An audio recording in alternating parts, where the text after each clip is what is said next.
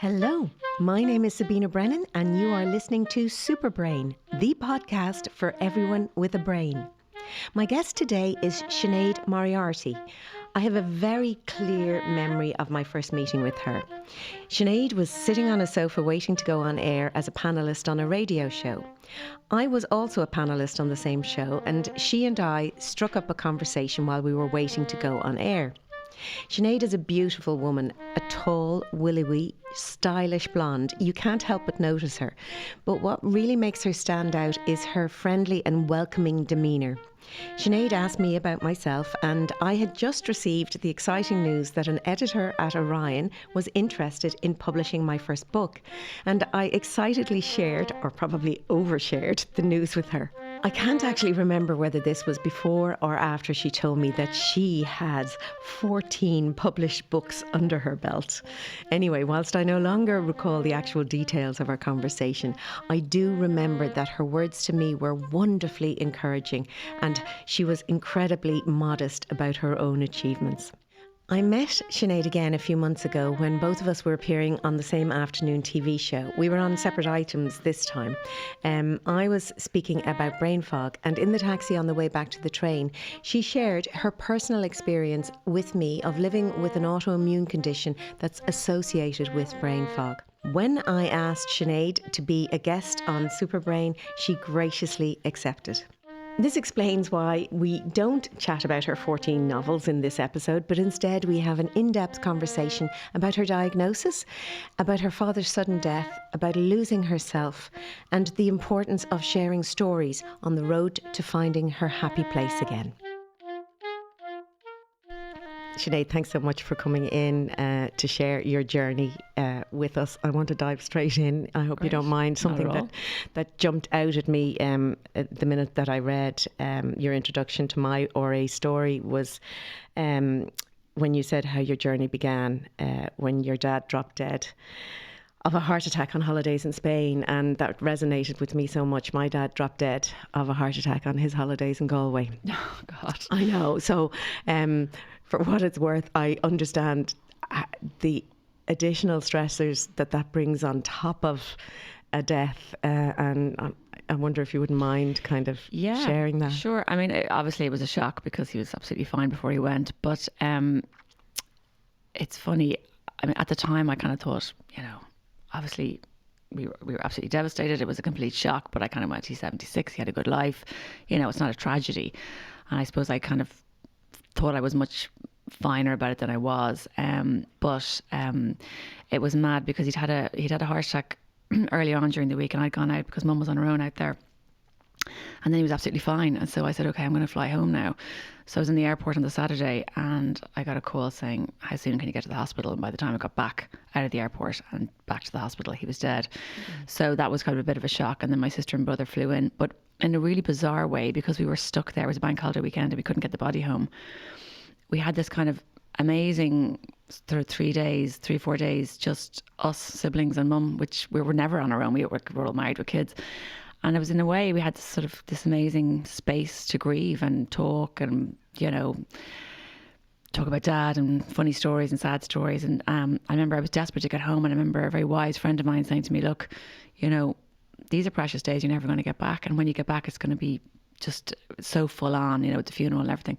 She said, just try and cherish the days. And she was right, actually. It was a very special time. I think we did get the space to kind of be on our own and together and grieve. And so in a bizarre way, that was kind of a good thing that he died abroad, although it was horrendous at the time. No, I know. And actually, I was just at a funeral myself yesterday, and we were just talking about that in Ireland we have this rush to bury people, and we were kind of trying to figure out, why do we have that? Because we don't live in a hot country. Do you know? I mean, that kind of has to be the case in certain climates, but why do we have that? And I mean, I know that myself. You're rushing to organise and arranging everything, and then people are there, and I know for me, sort of after my dad died, it was like about 10 days later, it kind of just kind of hit me with a bang, because you'd just been doing so much stuff. So I kind of get that bit of space, but it still must have been a shock. Or do you think it was a stressful period? Because then you go on to talk about some symptoms that you started Yeah, to experience? Obviously, I obviously was much more of a shock, and then I realised. I mean, almost when I was in Spain during the whole drama, my knee blew up, and I just thought, oh, I must have twisted or fallen. I didn't really pay any attention, and then as the months went on, I started to feel really unwell, and two things sort of threw me, because a friend of mine said to me, oh, a couple of months after kind of shock and grief, you get this kind of funny flu-like symptoms. So I thought, okay, maybe it's that. And then also my mum had the menopause very early, sort of late 30s, early 40s. So I thought, oh, maybe I'm just getting, the menopause. And, the symptoms were just completely exhausted. Like I get 12 hours sleep and I'd wake up shattered. I was freezing all the time, couldn't get warm. My whole body ached all the time. I had no appetite and I'm always hungry, which is a real sign something's wrong. And my eyes were like constantly dry and kind of irritated. And then I'd wake up at night drenched in sweat. I mean, like my hair be wet, my pajamas be wet. I'd have little pools in my like belly button, and it was just bizarre. So I thought, oh God, it's menopause. Yeah, that's grand. Okay, fine. Just deal with it. I'm somebody who just like, okay, got something, fix it. So I went to the GP and told her what I had, and she kind of smiled and said, well, let's just take a moment here now and take some blood tests before we decide that you have the menopause. Thank God she was very thorough. And 2 days later she rang and she said, you've got to go and see a rheumatologist immediately. Your inflammatory markers are just off the charts. And I'd never heard of a rheumatologist. So I duly went along and I was admitted straight away to hospital. So I was really unwell at that point. I didn't realise, I didn't think how unwell I was. So I was in hospital for about 10 days. How did that make you feel? First of all, just being told that you had to go straight to a doctor after thinking you were in sort of a hormonal change. I just thought, oh, it'll be fine. You'll give me an injection or some pills and I'll be grand, I didn't really think about it. And I planned to be home an hour later, and the next thing I was admitted to hospital. And then I kind of fell apart then, actually. I think everything sort of just hit me. And I spent most of those 10 days in hospital just crying, actually, to be honest with you. I think I kind of had a little breakdown or whatever, or maybe just had the space to just sort of or maybe a normal response to something really life-changing and stressful. Absolutely. And also there was the unknown, because they thought it was rheumatoid arthritis, but they weren't sure. I think I had like 40 blood tests over that week, and all these consultants are coming in and asking me if I've been in contact with deer and sheep. And I was thinking, Jesus, no, I don't think so. And then I went, well, I have a cat. Maybe the cat went out and met a sheep. Maybe she put something back. And then you're kind of going, maybe I did, canoe down the Amazon. I just forgot. That kind of went on and on and on. And eventually they did diagnose it. But the strongest memory I have of that time is lying in hospital on the first night. And I remember just looking up at the ceiling, and the word terrified just kind of suddenly came across in bright red letters. And I remember thinking, this is how it feels to be terrified. This is the actual true meaning of the word. I never really understood it before. I've obviously been scared before, I've been frightened, but I've never actually known what it's like to be terrified. And I was, because I didn't know what was wrong with me, and I was thinking very dark thoughts. So you're diagnosed with something you've never heard of. So what do? You Google. So I Googled, and at that stage the symptoms got really bad, and I felt like somebody poured petrol over my body and set it on fire. The pain was fairly acute, to put it mildly. And I Googled it, and it goes, rheumatoid arthritis is a chronic autoimmune condition for which there is no cure. And all you can see is the words no cure, no cure. And I thought, oh my God, am I going to be living in this level of pain for the rest of my life? Am I going to be able to go for a walk with my kids? Am I going to be able to drive? Am I going to be able to write? Am I going to be able to, have any kind of life? Am I going to be a cripple? And, burdened everyone, and all these awful kind of thoughts go through your mind. And so for quite a while I was frightened, because terrified, because they couldn't get it under control. It was very, very aggressive, and they kept saying acute and aggressive. And they're two words that I now make my skin crawl. And then there was like fight fire with fire, fight fire with fire. So I was put on such high levels of everything. What do they mean by fight fire with fire? Because they said it was so aggressive, they had to to try and blast it, to try and get it under control. So they were giving me like double injections, like double doses of the chemotherapy drug that's used called methotrexate, which is awful.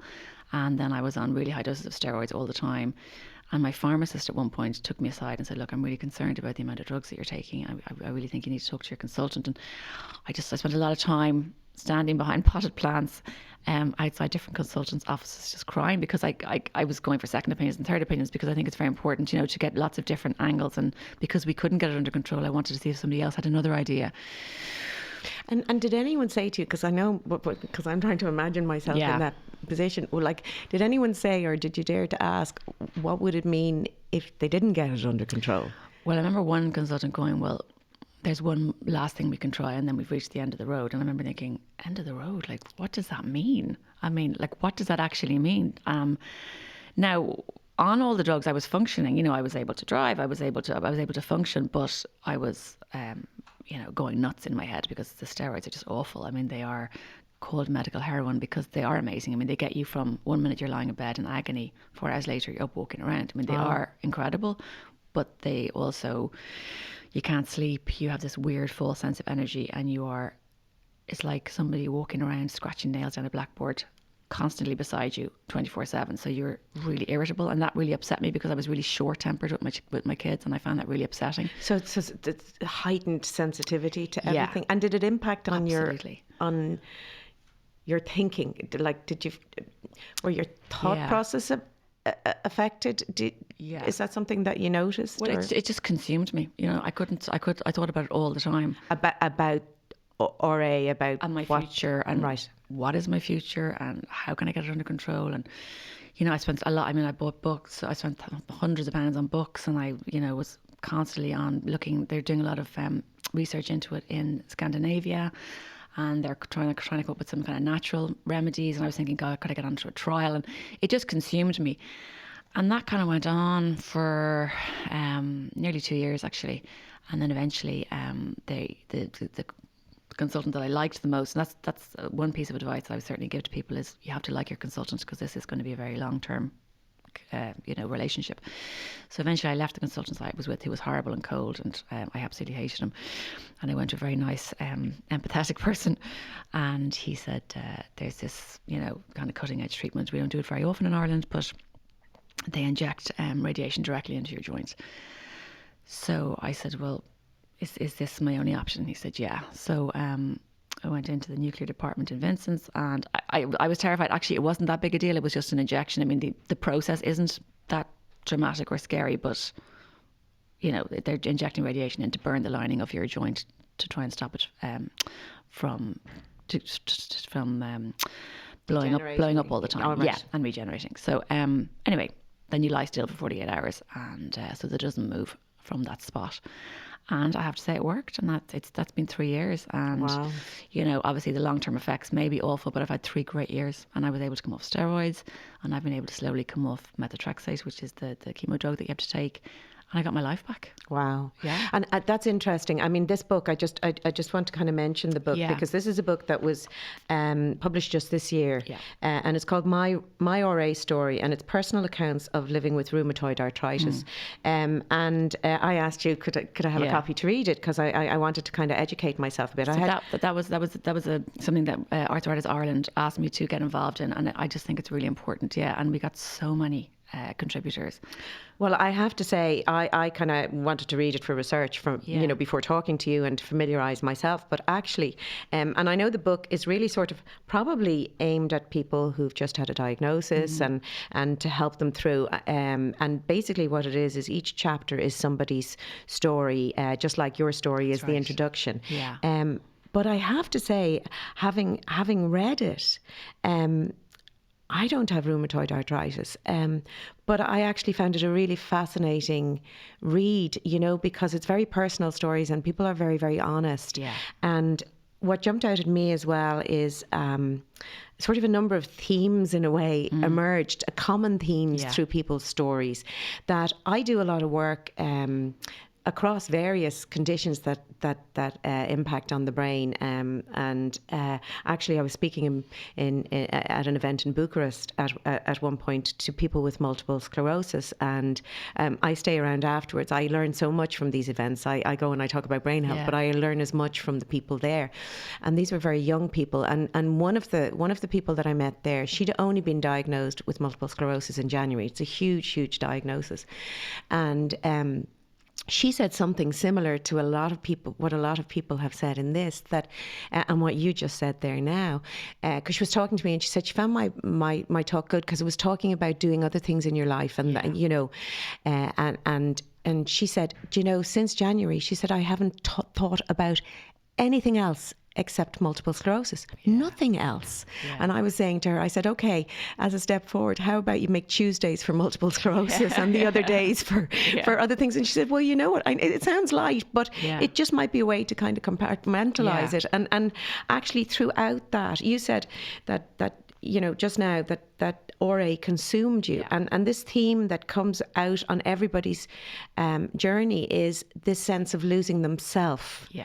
And actually, I think being consumed by it is part of that losing yourself. Yeah. That it's the disease almost consumes you. Does that kind Absolutely. But I felt my whole personality changed. I mean, I wasn't funny. I wasn't fun. I was the person at a party you'd run away from. I felt like I was a black cloud walking around, ruining everyone's buzz, and I tried really hard not to be. But I felt like I completely lost my personality. I didn't want to go out because I felt I wasn't contributing anything. I just wanted to just be at home, and I mean, it's terrible. I actually felt I lost myself completely.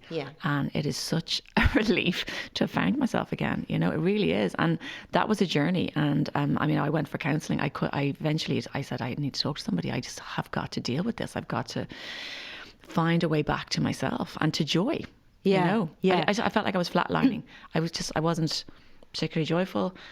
Nothing really excited me, and I just thought, okay, I've got to do something about this. Now, the other thing that saved me, I would say, is my job. I write. I'm a writer, and you know, I tried the meditation. I went to the breathing classes. I tried yoga. I went for long walks, but the only time that I didn't fret, worry, and freak out about what I had was when I was writing.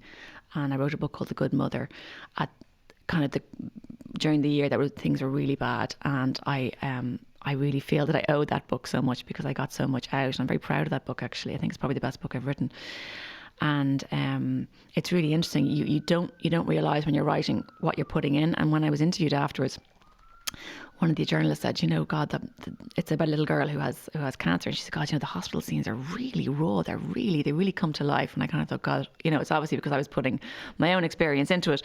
So in a way, I think I got a lot out writing that book. And, you know, as I say, that for me was my mindfulness. I kind of realised, okay, I can go here.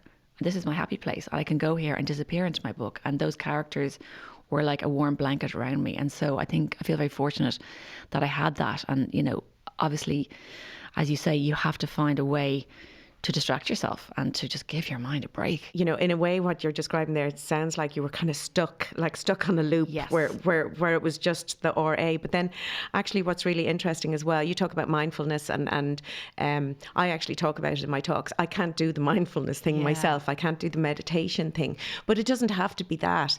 Being present in the moment allows you to be in that flow and actually almost allows you find yourself again because you're doing that thing that you're totally absorbed in. For you, it's writing. For me, actually, it's writing and giving talks and those things. But also I have other things that I can do where I can't do anything else. I think that's the key. You have to be totally focused. And so for me, my other form of sort of meditation or mindfulness is when I work out in the gym, because I have to focus so much, you know, if I'm lifting weights so that I don't hurt my back. Another time I found it actually was singing in a choir, because if you're singing parts, like, you just really have to kind of focus on that. So that's what I kind of say to people. Look, mindfulness isn't just about meditation. It can be just about finding that thing. And actually then often if you have that thing where you can, it's kind of odd because you almost say lose yourself in it, but in a way it's probably really finding yourself again, finding your flow, that it can be anything, but it actually can be the key to get away from something that's hugely stressful. And I think just to give your mind a break from the churning and churning and churning, and then you kind of go, oh, actually there is more to life than this. You know. And I suppose when I launched the book, you know, and I met all those people, I kind of went, God, I found my tribe, you know, because when I was first diagnosed, I didn't know anybody. I'd never heard of it, didn't know anybody who had it. And so I started, you know, for me, I kept saying information is power, information is power. So I was researching, and then I met, like, I'd say probably 30 people who had it, like friends of friends, cousins, second cousins, mother-in-laws of friends. And everybody was so kind and so lovely and so generous with their time. And I remember even thinking in hospital, when I come out the other side of this, I'm going to write about it. And I'm going to share my story, because I was desperate to meet somebody kind of my age who had it and who got it suddenly and who'd always been healthy, and just to try and figure out. But one of the things that also helped me move on was I stopped trying to figure out why I got it or how I got it, and just tried to figure out how to live the best life with it, because no one knows how you get it. You just have it, and you just have to accept it. And I remember another very good friend of mine saying to me, look, you just have to accept it and that'll help you move on. And that was absolutely right, but it is a process that you have to get to. And one of the people I met, who actually was the same age as me and had been relatively healthy and came out of the blue and all that, she lived on her own. And like, when you have a really bad flare, which thankfully I haven't had many of, you actually can't move. And I remember saying to her, like, I mean, my husband used to have to carry me to the bathroom. I remember saying to her, like, what do you do? And she said, I rang my brother, and by the time he arrived, I'd wet the bed. She said, it's so humiliating. She goes, but I live on my own, I'm single. And I thought, God, I mean, it's so tough. I sort of really realised how lucky I am and how tough it is, for some people. But I suppose the fact that people were so generous with me, I feel it's really important for me to be generous and open and frank about it. And, as you say, like the mental part is as difficult as the physical part, I found personally. And that was a real challenge to me to try and overcome it. And I did find talking to somebody really helpful, actually. That's really interesting, because another thing that jumped out, and I think you kind of say it twice as well, is you say, I think one of the lines is, it's a very lonely place. Yes. And as you said, you had a husband, you have your kids. Yeah. It sounds like you have a great family around Gorgeous you family, as well. Yeah. But the loneliness is about a connection with others who have the same experience. Absolutely. And the other thing about RA, and it comes up a lot in all the stories, is that you look fine.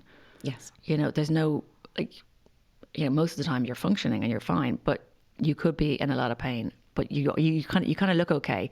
And that, like, a lot of people said to me that they find that really challenging, because people are like, but sure, you look great, and you're going to go, but actually I feel awful. But the way, something doesn't person somebody moaning about their health either. But a lot of people said to me that they find that quite difficult in a way. But on the other hand, it's nice to look normal, and at least you can go out and kind of, almost fake it, So I suppose there's two sides to that. Is it good or bad? I suppose probably in the long run, probably better. But it is lonely. But it's like anything. It's lonely because you don't know what it's like until you're in it. So nobody can really understand. And so really it is like in any situation. It's when you meet people who are in the same situation that you can really sort of, I suppose, connect on a different level. And I'm kind of interested as well in terms of the loneliness and the link with stress as well, because both of those actually kind of change our brain and can change how we respond to situations. And I'm just curious as well from the loneliness perspective. So I get the bit about wanting to share and talk with others, but I also wonder as well, and it can happen with stress too, that in a way, and this may not be true, but I could kind of almost hear it come through from some of the other stories as well. And I think one person in particular, he said he just split up with his girlfriend. And I just wonder, is part of it, you just said there, you don't want to always be moaning about, but you're in constant pain. Do you think part of it is that you kind of don't want to be imposing your suffering and your pain on others, so you're actually put a wall up that makes it harder for people to connect? I mean, absolutely spot on. I kind of created a shell around myself, and it was sort of, in a way, my way of just trying to get through it. I kept thinking, if I just need to get through it. And yes, it probably was. But on the other hand, I kind of went, if I don't do this, I don't think I can get through this. Mm-hmm. This is the only way I know how, is to just give everything I can to being well, give everything I can to getting better, give everything I can to being as functional, normal, as decent a mother, wife, friend, daughter that I can be. But yeah, there is kind of a shell that comes around you, but in a way, I kind of see it as it's like a protective shell to get you through the worst part, and then I've shed it now. So it's almost like you can have a rebirth where you can start breaking through that shell. And I'm interested in that as well, in terms of, and it really, there's so many patterns when you read everybody's stories, that this loss of self, this dealing with a whole new future, this imagining terrible futures or not knowing how the future is, which comes up quite a bit in yours, because and I might actually just ask you to talk about that, is the panic attacks that you actually started to experience panic attacks that you'd never had. Yeah. And that sounded really like because you were imagining all the Yeah, I mean, I've never been an anxious person ever in my life. I've had really good health. I've been so blessed, but and I hope I'm a more empathetic person as a result of this. But yeah, I mean, I suppose, panic attacks come in different forms. For me, I was just the middle of the night. I woke up at 3:28 every single night, really? No matter what. I'd turn around, look at the clock, and it was 3:28. Yeah, and then I'd be awake. This was particularly when I was on stairs.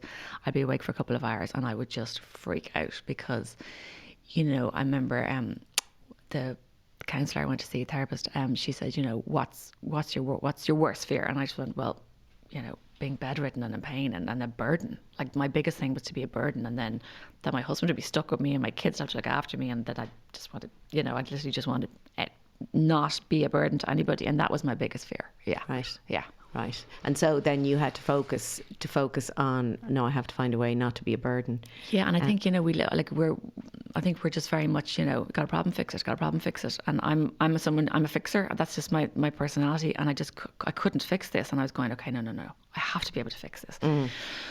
And eventually, well, obviously with the help of my consultant, we were able. I now have my life back. But the great thing is, it doesn't consume me anymore. It's just part of, I inject myself. I try and be as healthy as I can, but it's just part of my life. I don't really think about it, and that's been such a relief mentally.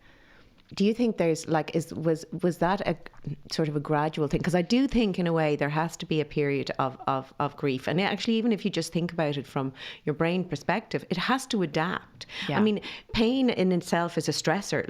So your body has to put the resources into dealing with the pain, with the pain. I mean, your brain's main function in the first instance is to keep you alive, and it has to do whatever it has to do, which means that actually other things have to go on the back burner while that's being sorted out. So I think part of that is that's just going to be the way it is, that you have to get to a certain level before you can then start moving on in terms of who you are and finding yourself again, or finding a new person who's maybe learned a lot from the experience, because you do hear that coming through. There's other people in the book who actually, and I've heard this from people with other life-changing conditions, or people who've had an accident, where they actually say, actually no, I actually wouldn't change it, because I wouldn't be who I am now without that. Of course, they'd get rid of all the pain and all that sort of thing. But it's still it's a journey that's taken them to almost a new you, someone that gets more meaning out of life. I think I remember sort of when I stopped trying to figure out, how I got it, and tried to figure out to live the best life possible with it. I think I kind of went, what have I learned from this, and what can I take forward from this? And obviously there's an appreciation of health, and just more of more of an appreciation of day-to-day things. Like I really don't sweat the small stuff anymore. But I suppose one of the things, I remember that the therapist said, I remember I couldn't handle noise. I literally noise. Any kind of noise or shouting used to set me on edge. And I remember saying to her, what is that? And she said, well, that's actually what happens when you have kind of a trauma. Sounds a bit dramatic, but she kind of said, that's what happens when you have a trauma. She goes, but it is a trauma. Yeah, it is a huge trauma. And I remember I was kind of embarrassed when she said trauma. And then she said, no, but that's what this kind of is. And that's one of the things is noise. People become hypersensitive to noise and sounds and stuff. And see, that's interesting. Stress, that we talk about stress an awful lot. Stress was actually first sort of researched and explored in the context of illness, as a response to illness. So we tend to mix up using the word stress for everything, but if you think of the stressor as the thing that elicits the stress response in your brain and in your body, so illness was the first stressor in which the stress response was was researched, and we started to see that it does elicit that stress response, because you have to fight your body has to fight the illness, and it has to shut down on certain functions so that all the energies can kind of go into it. So it definitely is. It's a threat. That illness is a threat to your body. But then what can happen is, if it's chronic, your stress response itself can become distorted, and you can elicit a stress response much sooner than you would have in the past. So maybe those noises are kind of stressing you out. But interestingly as well, thinking over some of the things you've just said as we talk here, one of the signs of being chronically stressed is a loss of sense of humour. It's terrible, I know. And I some of my books have also got less funny, but hopefully deeper as a result. No, but I remember thinking, oh my God, am I ever going to be funny again? Am I ever going to be like, a fun person to be around? I thought, oh my God, I'm going to be a black cloud for the rest of my life. So it's been a relief. It's been a relief. But you know what's really, really interesting, and it kind of fascinated me for a while, that when you smile, even if it's a fake smile, a synthetic smile, smiling boosts feel-good hormones. It boosts your immune response. It reduces your blood pressure. Smiling and laughter are actually the natural antidote to stress. And it's kind of funny, you get to that stage where you don't feel like smiling, but actually and it's a terrible thing to say, just smile, it'll get better. And people go, don't you dare say that to me, I'm living through hell.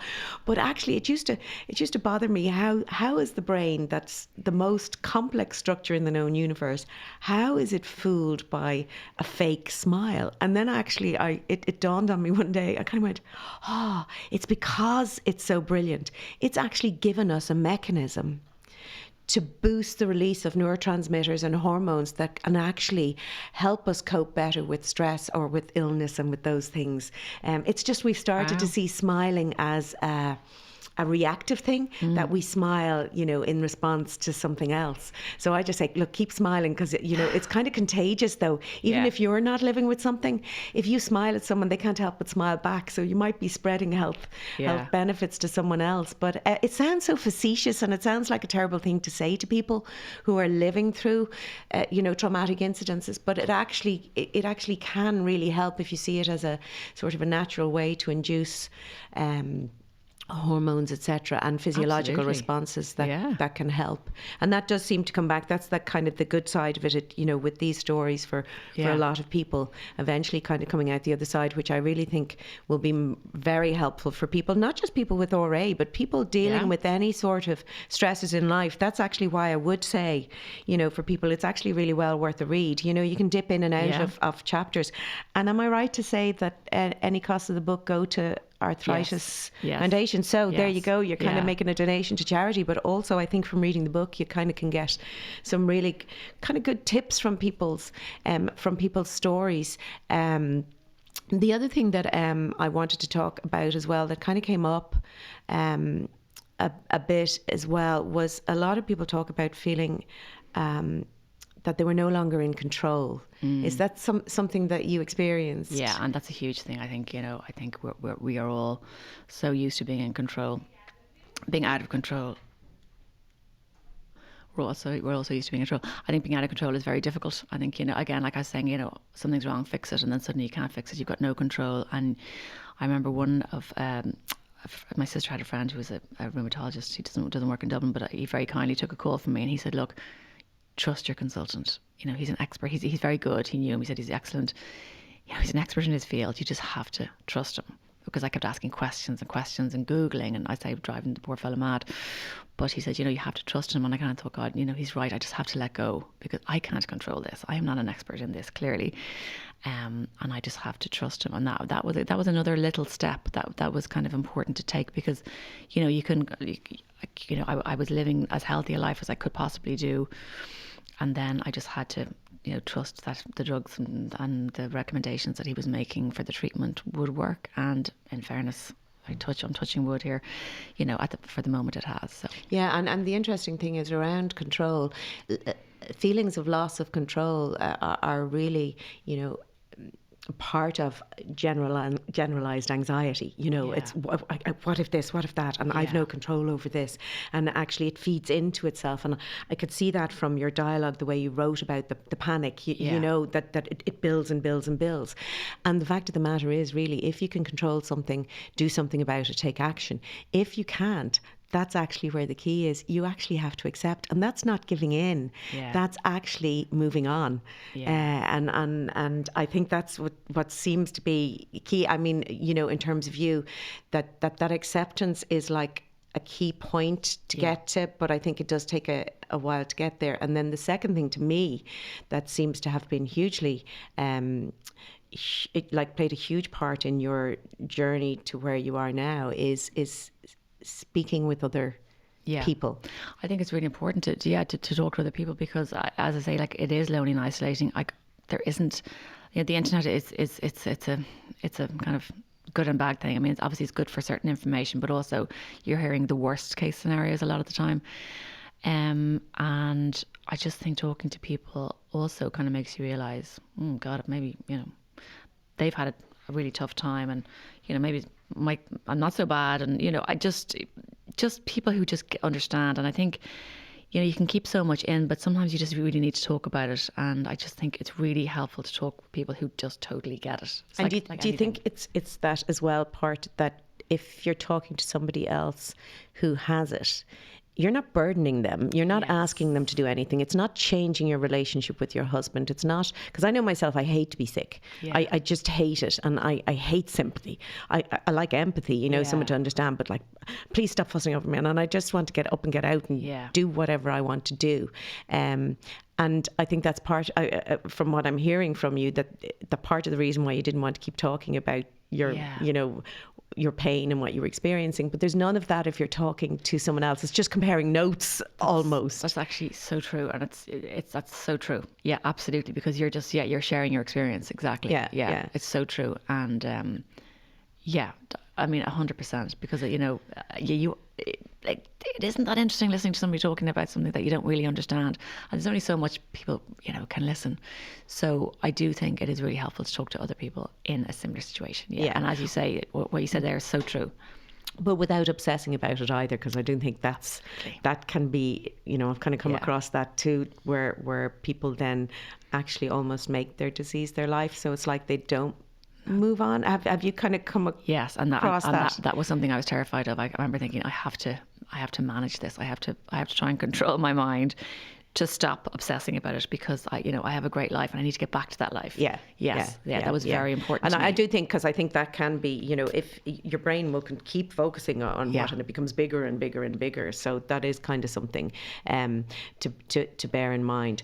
I just, in terms of anybody listening and kind of living through something like that, a diagnosis with RA or something else, anything, what would be, say, your top 3 tips or advice that you would give? I would say try and find people in similar circumstances. Try and find a way to accept what you have, and try and find a way to distract yourself, like whether that's your job or joining a choir, or if, you know, being in nature is your thing, or gardening, whatever it is. Try and find something that allows you the time for your mind to switch off, because it's really important to your mental health, I think. And also know that, you know, it will get better. It will get better, you know, because you will accept it, and you will get your life back, and your sense of humour will come back, I promise. Thank you so much. Thank you. For sharing that. This has just been absolutely fascinating conversation. Thanks to Sinead for being a wonderful guest and for sharing her story. I'm sure that it will help many people. I can absolutely vouch for the fact that Sinead's sense of humour has returned, and far from being a black cloud, she lights up every room that she enters. Sinead credits speaking to other people affected by rheumatoid arthritis and the social support from them as making a critical difference to her journey back to her happy place. Joanne McNally also spoke of the isolation and loneliness that she experiences as a comedian and how socialising with her friends is essential to her creativity. My first Superbrain guest, Hilary Fannin, also spoke of the importance of other people and collaboration to the creative process. Tune in on Thursday for your Superbrain booster shot, where I'll be talking in depth about loneliness and the importance of social connection.